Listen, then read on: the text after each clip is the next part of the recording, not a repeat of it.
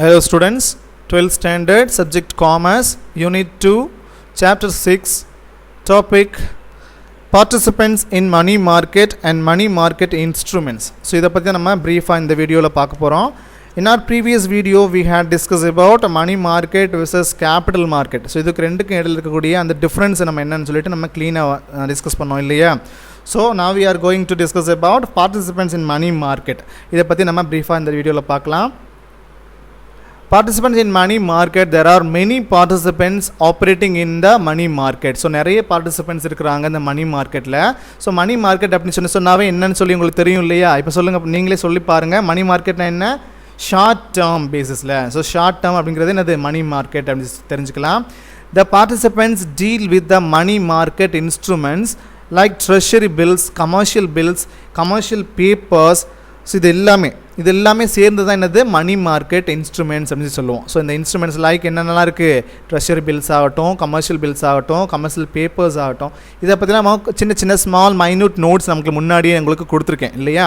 So அதை பற்றி நம்ம இன்னும் பிரீஃபாக நம்ம 1 by 1 கூட நம்ம பெருசாக பார்க்க போகிறோம். அண்ட் இடத்துல பாருங்கள், பார்ட்டிசிபெண்ட் யாரெல்லாம் வந்து இதில் மணி மார்க்கெட்டில் பங்கேற்கிறாங்க அப்படின்னு சொல்லி பாருங்கள். ஃபர்ஸ்ட் ஒன் பாருங்கள், கவர்மெண்ட் ஆஃப் டிஃப்ரெண்ட் கண்ட்ரீஸ் என்ன பண்ணுறாங்க? டிஃப்ரெண்ட் கண்ட்ரீஸினுடைய கவர்மெண்ட் வந்து என்ன பண்ணியிருக்காங்க? இதில் இன்வால்வ் ஆகியிருக்காங்க. அண்ட் செகண்ட் பாருங்கள், central bank of different countries என்ன பண்ணுறாங்க? ஒவ்வொரு கண்ட்ரியினுடைய சென்ட்ரல் பேங்க்னா யார்? ஆர்பிஐ இருக்காங்க இல்லையா, reserve bank of India. So அவங்க தான் யார் சொல்லுவோம்? சென்ட்ரல் பேங்க் அப்படின்னு சொல்லி கால் பண்ணுவோம். ஸோ அப்போ அவங்களும் என்ன பண்ணியிருக்காங்க அப்படின்னு சொல்லி பார்த்தோன்னா இந்த மணி மார்க்கெட்டில் ஒன் ஆஃப் த பார்ட்டிசிபெண்ட்டாக இருக்காங்க. சரியா? அடுத்ததாக private and public banks. So private பேங்க்ஸும் சரி, கவர்மெண்ட் பேங்க்ஸும் சரி என்ன பண்ணியிருக்கிறாங்க? இதில் ஒன் ஆஃப் த பார்ட்டிசிபெண்ட்டாக இருக்காங்க. இதில் இந்த மணி மார்க்கெட் இன்ஸ்ட்ருமெண்ட்ஸில் மணி மார்க்கெட்டில் ஒரு பார்ட்டிசிபெண்ட்டாக இருக்கிறாங்க. அண்ட் அடுத்ததாக ஃபோர்த் ஒன்று பாருங்கள், மியூச்சுவல் ஃபண்ட் இன்ஸ்டிடியூஷன்ஸ் என்ன பண்ணுறாங்க? மியூச்சுவல் ஃபண்ட் இன்ஸ்டிடியூஷன்ஸ்னால் என்னது? நிறைய சொல்லியிருக்கேன். இதெல்லாம் ஒன் ஆஃப் த ஸ்கீம்ஸ்.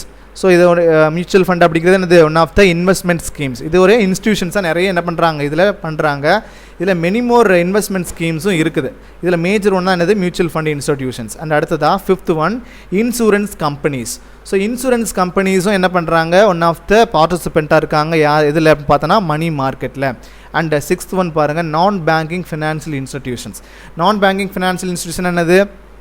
பேங்கிங்கோட வேலையை நிறைய எல்லா ப்ராடக்ட்டும் அங்கே இருக்கும். அதாவது பேங்கிங்கோட வேலைகள் மீன்ஸ் என்னது? டெபாசிட் ஸ்கீம் ஆகட்டும், அல்லது ட்ரான்ஸ்ஃபர்ஸ் ஆகட்டும், எல்லாமே என்னது? அதாவது டேர்ம் டெபாசிட்ஸ் ஆகட்டும், இந்த மாதிரி நிறைய விஷயங்கள் என்ன பண்ணுவாங்க அந்த நான் பேங்கிங் ஃபினான்ஷியல் இன்ஸ்டிடியூஷனில் இருக்கும்.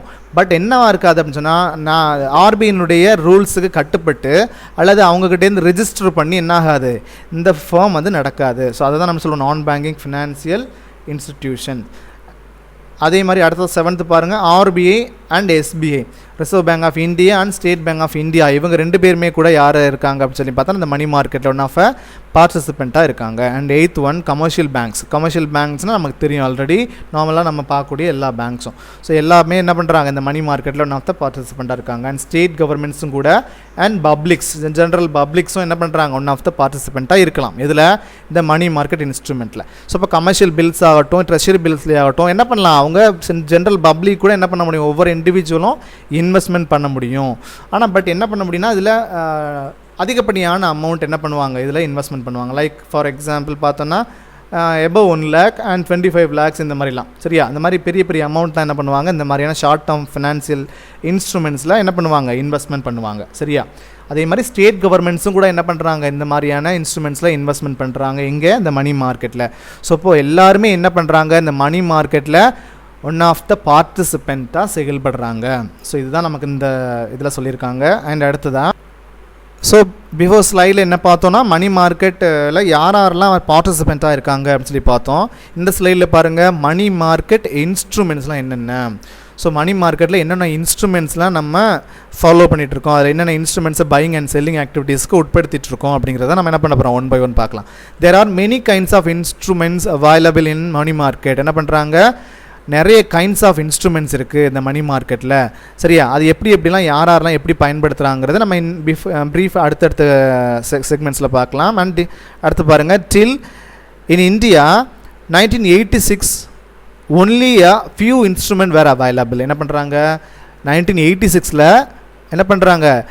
ஒரு ஒன்லி ஃபியூ இன்ஸ்ட்ருமெண்ட்ஸ் தான் இருக்குது. ஸோ ஒன்றா லைக் ஃபார் எக்ஸாம்பிள் இந்த மாதிரி ட்ரெஷரி பில்ஸாக இருக்கலாம், கமர்ஷியல் பில்ஸாக இருக்கலாம், இந்த மாதிரி ஒரு சில இன்ஸ்ட்ருமெண்ட்ஸ் மட்டும்தான் என்ன பண்ணாங்க அப்படின்னு சொன்னால் அங்கே ட்ரேடிங்க்கு உட்படுத்தினாங்க. சரியா?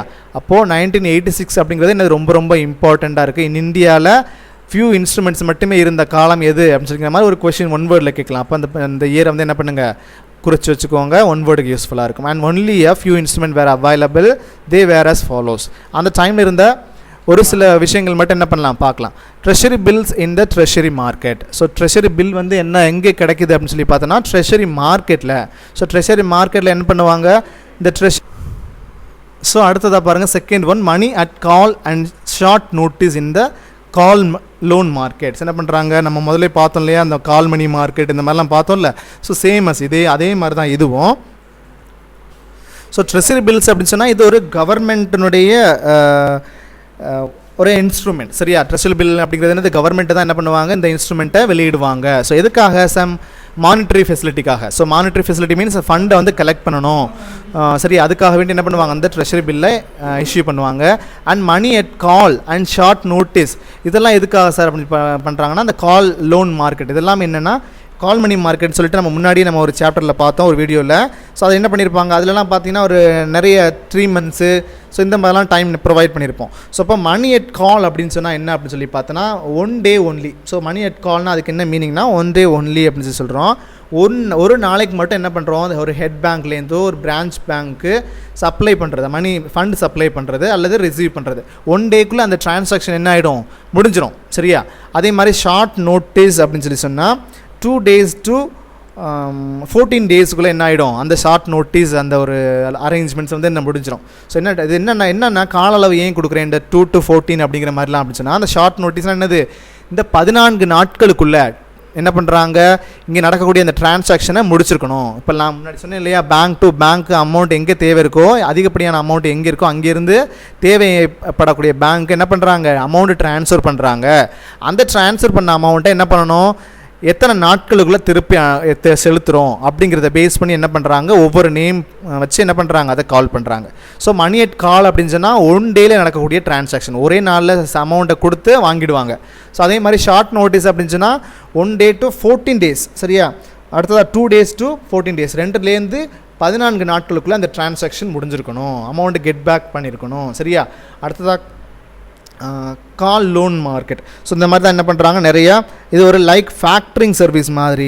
சரியா? ஃபேக்ட்ரிங் சர்வீஸ் மாதிரி என்னது, சரி முன்னாடி பார்த்தோம்ல இந்த கிரெடிட் பர்ச்சேஸு, கிரெடிட் பர்ச்சேஸ் பண்ணும்போது 3 மாதம் அந்த தவணை 3 மாதம் டைம் கொடுத்துருப்பாங்க. அந்த 3 மாதத்துக்குள்ளே அவங்க தர்றதுக்கு முன்னாடி இவங்களுக்கு பண தேவை இருந்தது அப்படின்னு சொன்னால் அது கமர்ஷியல் பேங்க்கில் அவங்க அந்த இன்வாய்ஸை இஷ்யூ பண்ணிவிட்டு அதுக்கு சம் அமௌண்ட் ஒரு 80-85% ஆஃப் அமௌண்ட் வந்து என்ன பண்ணிடுவாங்க, உடனடியாக அவங்க கெட் பண்ணிடுவாங்க அப்படின்னு சொல்லியிருந்தாலே அதே மாதிரி தான் அந்த கால் லோன் மார்க்கெட்டும் என்னது அந்த மாதிரி தான். ஸோ அதே மாதிரி கமர்ஷியல் பில்ஸும் அந்த மாதிரி சேமஸாக தான். ப்ராமிசரி நோட் இந்த பில் மார்க்கெட். ஸோ ப்ராமிசரி நோட்னா என்னது, ஒரு பர்சனுக்கு என்ன பண்ணுறோம், சம் அமௌண்ட்டை வந்து கொடுக்குறதா ப்ராமிஸ் பண்ணுறது. ஸோ ப்ராமிஸ் பண்ணி அவங்களுடைய சைன் போட்டு என்ன பண்ணுறாங்க, அதை ஒரு ப்ராமிசரி நோட்டாக அவங்களுக்கு இஷ்யூ பண்ணுறது.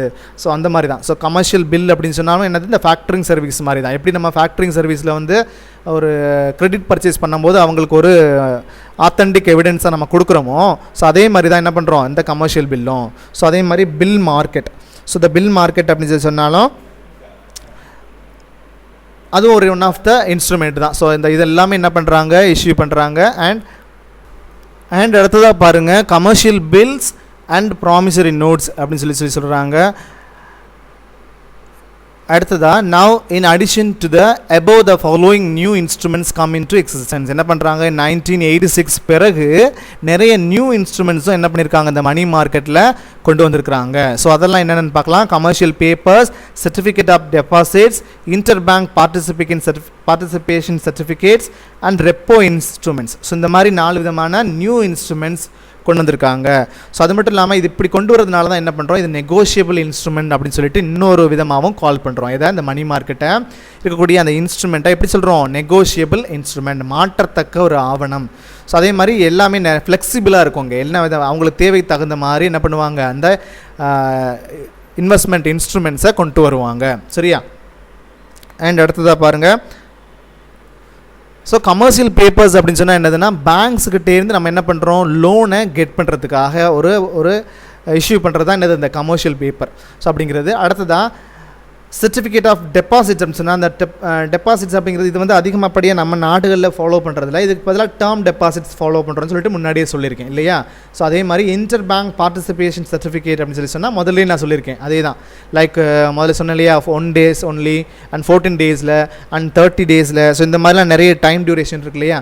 ஸோ இந்த மாதிரி அதுக்கு வந்து inter bank participation of certificate வந்து 3 months கொடுத்துருக்காங்க டைம். ஸோ அந்த 3 monthsக்குள்ள என்ன பண்ணணும் அப்படின்னு சொல்லி பார்த்தோன்னா அவங்களுடைய எங்கே அதிகமான அமௌண்ட் இருக்கோ ஃபண்ட் இருக்கோ அந்த ஃபண்ட் என்ன பண்ணுறாங்க பர்டிகுலர் பிரான்ச் பேங்க்கு சென்ட் பண்ணுறாங்க. ஸோ அவங்க அந்த பேங்க் வந்து என்ன பண்ணணும் ஹெட் பேங்க்கு ஒரு 3 monthsக்குள்ளே என்ன பண்ணி ஆகணும் அந்த அமௌண்ட்டை செட்டில் பண்ணி ஆகணும். ஸோ இந்த ஃபெசிலிட்டிக்கு பேர் தான் என்னது இன்டர் பேங்க் பார்ட்டிசிபேஷன் சர்டிஃபிகேட்னு சொல்லுவோம். அண்ட் ரெப்போ இன்ஸ்ட்ருமெண்ட் அப்படின்னு சொல்லி சொன்னால் ரீபர்ச்சேஸ் அக்ரிமெண்ட் சொல்லிட்டு இதுக்கு சொல்கிறாங்க. ஸோ ரெப்போ இன்ஸ்ட்ருமெண்ட்ஸ் மீன்ஸ் என்னது ரீபர்ச்சேஸ் அக்ரிமெண்ட். ஸோ அதுதான் சொல்கிறாங்க. லைக் ஃபார் எக்ஸாம்பிள் என்ன சொல்லலாம், எக்ஸ் அப்படிங்கிற ஒரு கேண்டிடேட் ஒய் அப்படிங்கிற கேண்டிடேட்டுக்கு என்ன பண்ணுறாரு இந்த ரெப்போ இன்ஸ்ட்ருமெண்ட்ஸை என்ன பண்ணுறாரு சேல் பண்ணுறாரு. அது சேல் பண்ணும்போது என்ன மாதிரியான பேசிஸை சேல் பண்ணுறாரு அப்படின்னு சொல்லி பார்த்தோன்னா ஒரு அக்ரிமெண்ட்டை பேசிஸாக வச்சு சேல் பண்ணுறாரு. என்ன சேல் பண்ணுறாரு, இப்போ எக்ஸுங்கிறவரை நான் என்ன பண்ணுறேன் எனக்கு பண தேவை இருக்குது, நான் இதில் ஒரு இன்ஸ்ட்ருமெண்ட் வச்சுருக்கேன், அந்த இன்ஸ்ட்ருமெண்ட் என்ன பண்ணுறேன் ஒய்க்கு சேல்ஸ் பண்ணுறேன்.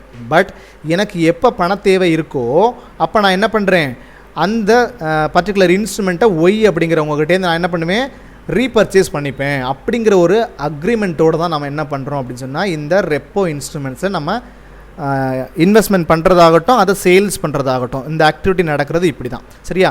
ஸோ அப்போ ஒரு அக்ரிமெண்ட்டை பேசிஸாக வச்சு என்ன பண்ணுறோம் அந்த இன்ஸ்ட்ருமெண்ட்டை நம்ம பர்ச்சேஸ் பண்ணுறோம். அதான் ரெப்போ இன்ஸ்ட்ருமெண்ட் அப்படின்னு சொல்கிறாங்க. These instruments are briefly highlighted in this chapter. So இந்த இன்ஸ்ட்ருமெண்ட்ஸை பற்றிலாம் நம்ம ப்ரீஃபாக நம்ம பார்க்க போகிறோம் 1 by 1. ஸோ நம்ம இதில் என்ன ப்ரீஃபாக பார்த்தோம்னு சொன்னால் மணி மார்க்கெட் இன்ஸ்ட்ருமெண்ட்ஸில் ஸோ என்னென்ன மாதிரியான இன்ஸ்ட்ருமெண்ட்ஸ் இருக்குது, ஸோ இதெல்லாம் என்னென்ன மாதிரி இன்ஸ்ட்ருமெண்ட்ஸ் பழைய விதத்தில் 1986 அப்போ என்ன மாதிரியான இன்ஸ்ட்ருமெண்ட்ஸ் ஃபாலோ பண்ணோம், அண்டு ஆஃப்டர் 1986 என்ன மாதிரியான நியூ இன்வெஸ்ட்மெண்ட் இன்ஸ்ட்ருமெண்ட்ஸ்லாம் நமக்கு வந்தது அப்படின்னு சொல்லிட்டு நம்ம என்ன பண்ணோம் 1 by 1 ப்ரீஃபாக பார்த்தோம். ஸோ அதில் ரொம்ப முக்கியமானது எது அப்படின்னு சொல்லி பார்த்தோன்னா இந்த மாதிரியான commercial paper, certificate of deposit, inter bank participation certificate and repo instruments. இதை பற்றி தான் நம்மளுடைய சப்ஜெக்டில் 1 by 1 ப்ரீஃப் எக்ஸ்ப்ளனேஷன் கொடுத்துருக்குறாங்க. And thank you students. இதில் ஏதாவது டவுட்ஸ் இருந்துச்சுன்னா என்னோட நம்பருக்கு கால் பண்ணி அதை கிளியர் பண்ணிக்கோங்க. அண்ட் நம்ம அடுத்ததாக பார்க்க போகிறது ட்ரெஷரி பில் மார்க்கெட். இதை பற்றி நம்ம ப்ரீஃபாக நம்ம அடுத்த வீடியோவில் பார்க்கலாம். And till then bye student.